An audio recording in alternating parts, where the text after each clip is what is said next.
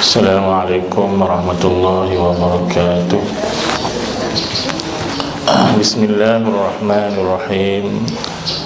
Alhamdulillahi rabbil alamin. Wassalatu wassalamu ala asyrafil anbiya'i wal mursalin wa ala alihi wa sahbihi wa man tabi'ahum bi ihsanin ila yaumiddin. Amma ba'du, fa ya ibadallah, ittaqullah, usikum wa nafsi bitaqwallahi faqad faza man ittaqa. Alhamdulillah, syukur kita kehadrat Allah Subhanahu wa ta'ala di atas limpah kurnia Allah Subhanahu wa ta'ala kepada kita. Allah Subhanahu wa ta'ala memberi kesihatan kepada kita, memberi kekuatan kepada kita untuk datang ke majlis yang seumpama ini. Tidak lain dan tidak bukan melainkan di atas taufik, inayah dan hidayah daripada Allah Subhanahu wa ta'ala. Yang bahagia Dr. Mazlan maupun sekeluarga, tuan-tuan guru, puan-puan hajah, sidang hadirin dan hadirat yang dirahmati oleh Allah Subhanahu wa ta'ala sekalian. Jadi insyaAllah pada pagi ini, tuan-tuan dan puan-puan, pagi yang hening ini, sekali lagi saya ditakdirkan untuk bersua dengan tuan-tuan dan puan-puan sekalian. Mudah-mudahan majlis ini juga adalah majlis yang bermanfaat kepada kita, tuan-tuan dan puan-puan, dan kita jauhilah, kita minta dijauhkan daripada majlis-majlis yang lara, tuan-tuan dan puan-puan sekalian. Jadi pada pagi ini saya nak mengajak tuan-tuan dan puan-puan untuk kita merenung satu hadis Nabi sallallahu alaihi wasallam, hadis yang pendek. Qala Rasulullah sallallahu alaihi wasallam, khairul a'mali adwamuha wa in qalla. Artinya, sebaik-baik amalan itu ialah yang adwamuha, yang berkekalan,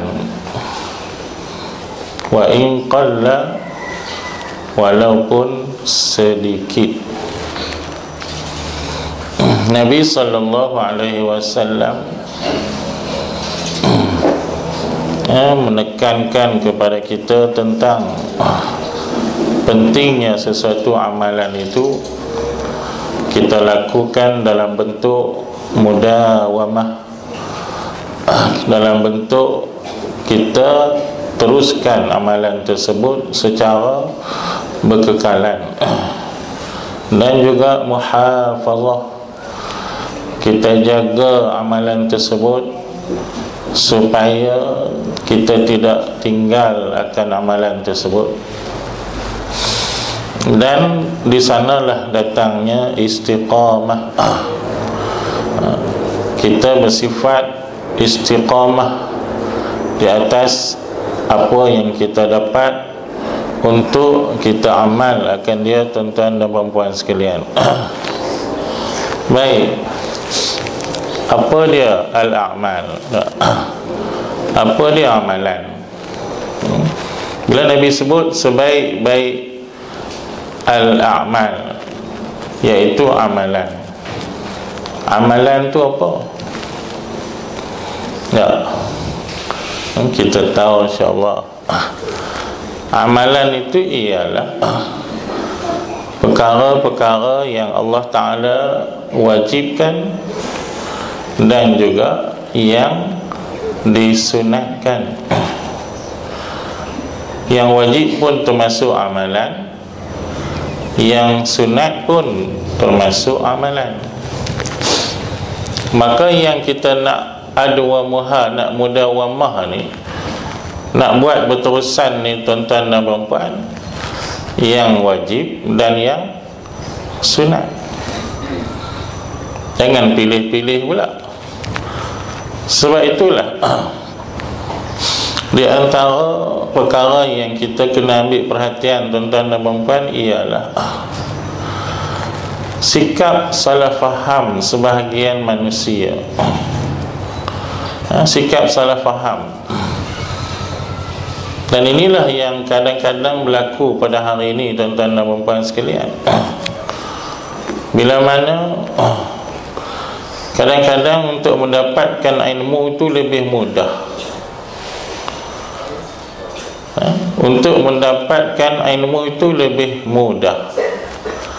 Dan untuk memahamkan sesuatu itu pun agak mudah.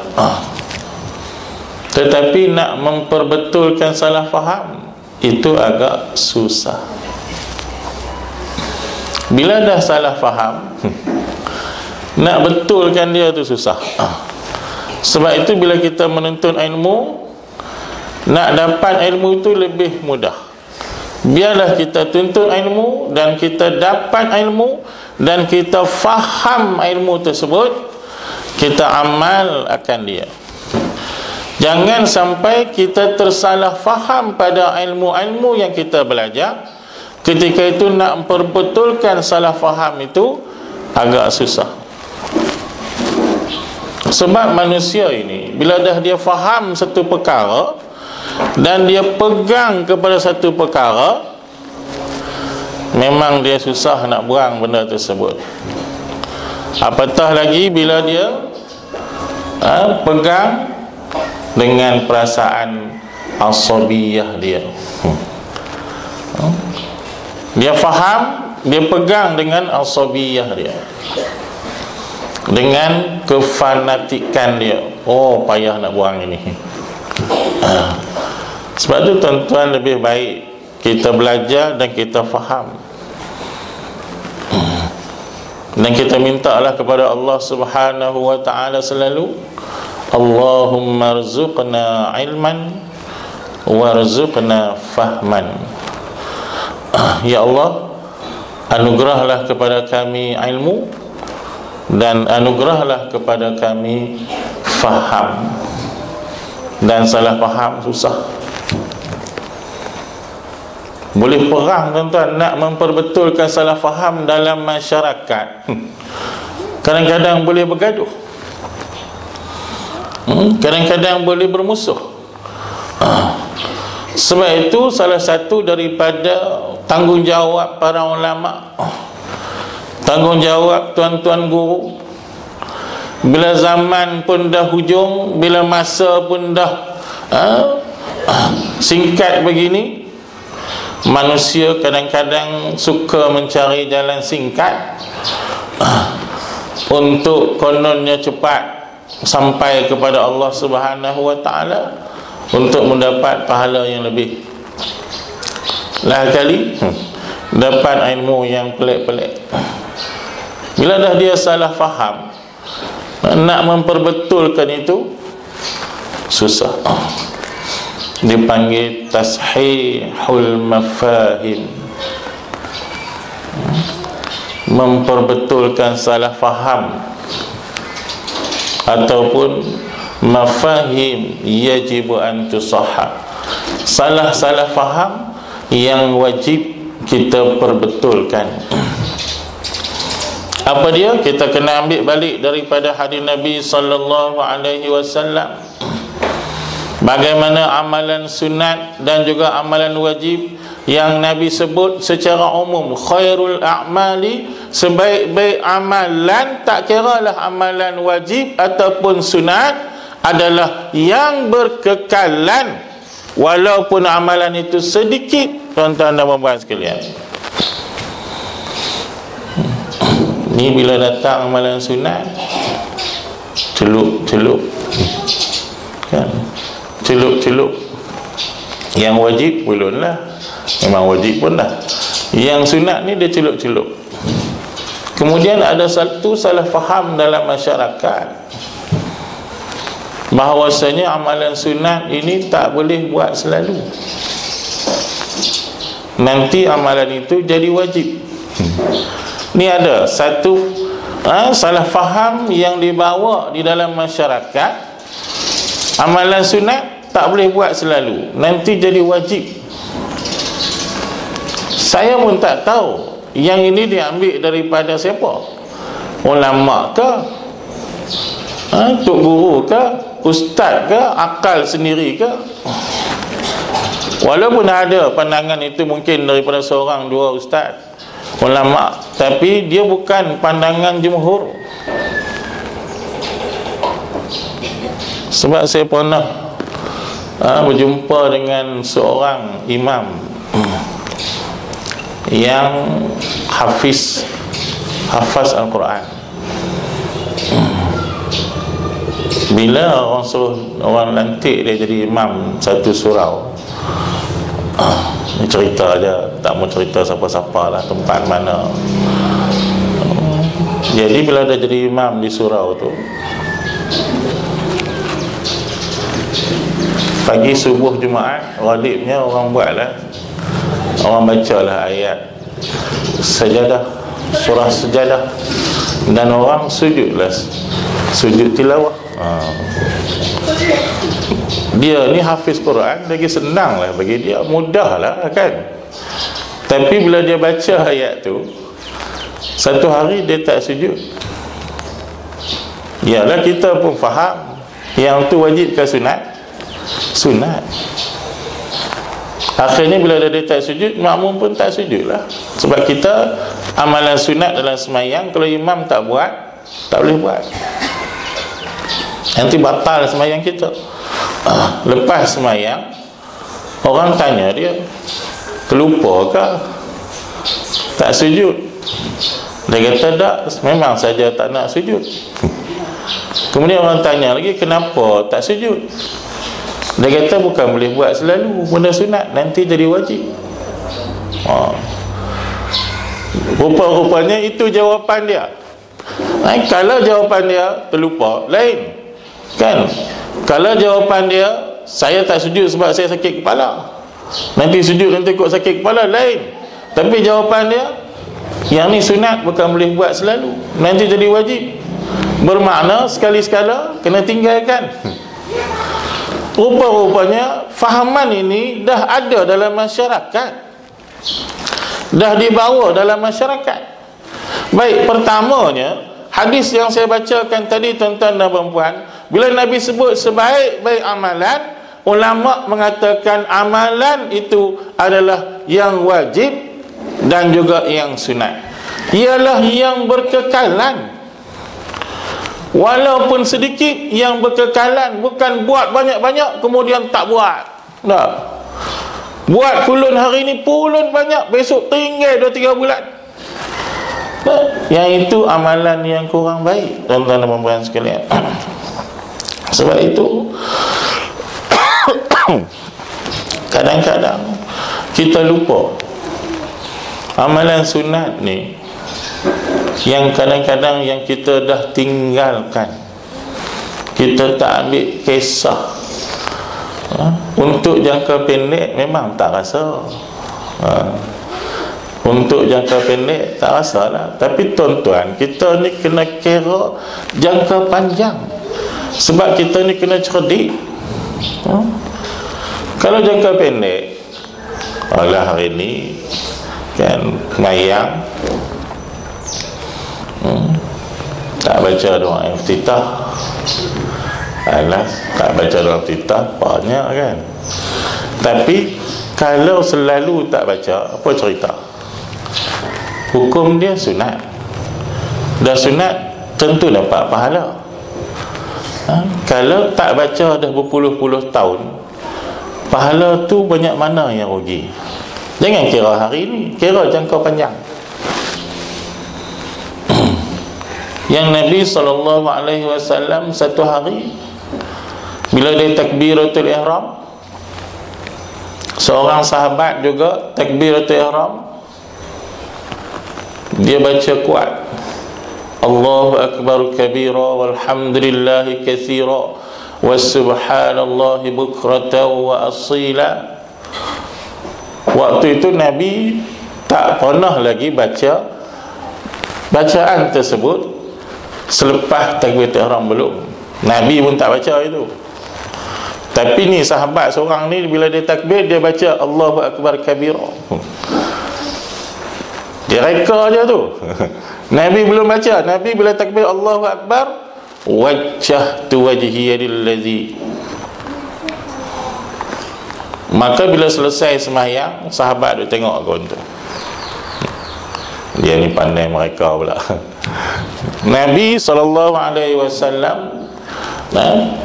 palingkan muka dia dan tanya, manil qail kalimah al-kadha wa kadha. Siapa yang ucapkan perkataan bagian-bagian tadi?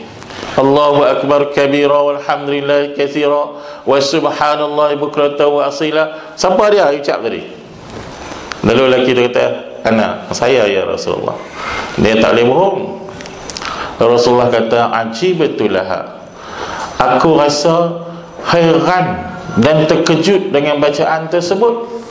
Dia kata hampir turun 12 malaikat berebut-rebut di antara mereka untuk mengangkat pahala naik ke atas langit. Ya. Itu baru Allahu Akbar kabira walhamdulillah katsira wa subhanallahi bukratan wa asila. 12 malaikat turun berebut nak angkat naik pahala. Tu tak tambah lagi, wajjahtu wajhiya lillazi fatara as-samawati wal ard hanifan musliman wa ma ana minal musyrikin inna salati, tak tambah itu lagi. Lalu kata sahabat yang mendengar ucapan tu tadi, kalau tak silap saya lah, iaitu Ibnu Umar radhiyallahu anhu, dia kata, ma taraktu, aku tak tinggallah kataan tersebut sejak aku dengar Nabi sallallahu alaihi wasallam mengatakannya.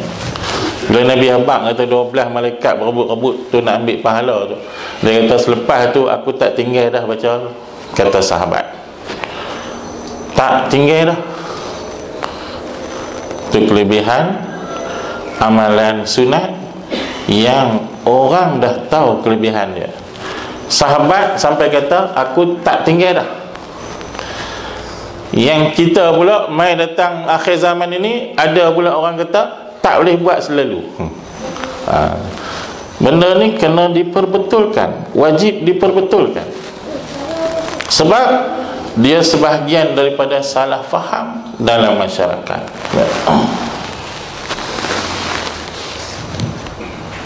Contohlah tuan-tuan, contoh mudah, minta maaf lah pada mana-mana orang. Kita sembahyang lama dah, tak kira lah yang di hadapan saya ke yang lain ke, kita sembahyang lama dah. Ikut umat kita lah, campak dengan umat kita mula sembahyang dah berapa tahun dah. Dalam sembahyang ini pecah wajib, sunat ab'ad, sunat hay'ah. Yang wajib dalam sembahyang, yang sunat ab'ad, sunat hay'ah. Tapi ini semua sunat. Yang sunat itu sunat. Kita buat tak semua sunat-sunat tersebut yang kita dah belajar dan kita dah tahu? Contohnya mengangkat tangan ketika berpindah rukun. Yang ni kadang-kadang setengah orang dia, Allah, tengok orang tak buat, aku pun tak payah, kan?